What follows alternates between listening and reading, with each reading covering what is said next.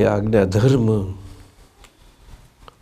એ ભગવત વ્યવહાર છે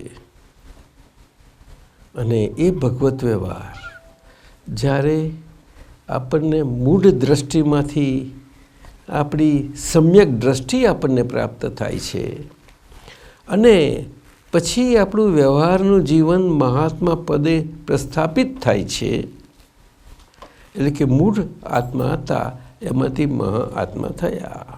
મહા એટલે મુક્ત આત્મા. મુક્ત આત્મા એ ના સમજાય પાછું, કારણ કે વ્યવહારમાં મહાત્મા શબ્દ ચાલે છે બધો. સાધુ સંતો સંન્યાસો બહુ ટેવાયેલા છે બધા, અને ખોટા છે એવું કહી શકાય નહીં કોઈનાથી,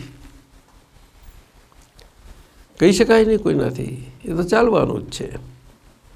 પણ મહાત્મા એટલે અમે વરી વરીને કહીએ કે મહાત્મા એ પદવી નથી પણ પદ છે.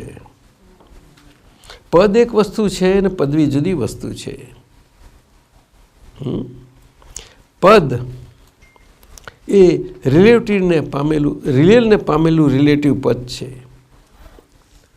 પરંતુ એ કેવી રીતે સમજાશે આપણને? એટલે કહેવું જ પડે કે હવે અમે તમને આ પદ તમારું સચવાઈ રહે એટલા માટે અમે આ બે દ્રષ્ટિથી તમારું જીવન જીવી જવાનું કહીએ છીએ. તે આજ્ઞા તો એક જ શબ્દ બધાને એકની એક જ આપી. તમે ઇન્ડિવિજ્યુઅલ કહો ખરા, પણ કોને કેટલું પકડાઈશ તમને? કેટલો વખત રહ્યું એવું? બધા જોડે ફરો છો તમે, આપણે બધે જ જગ્યાએ સત્સંગજી બધે જ જાઓ છો વ્યવહારમાં, કેટલો વખત રહ્યું?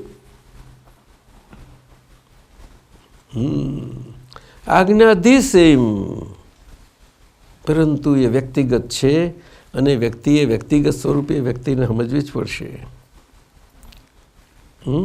પણ બહુ વ્યક્ત થઈ ગયેલા છીએ ને આપણે, તો વ્યક્તિએ સમજવું જ પડશે. એટલે ભગવાનને વ્યક્ત થવા દેવા પડે. કોને? તો કે આ રિલેટિવ વ્યૂ પોઈન્ટમાં આવેલા એના વ્યવહારમાં એવી રીતે રહે અને વ્યક્ત થવા દે ભગવાનને, ખુલ્લા થવા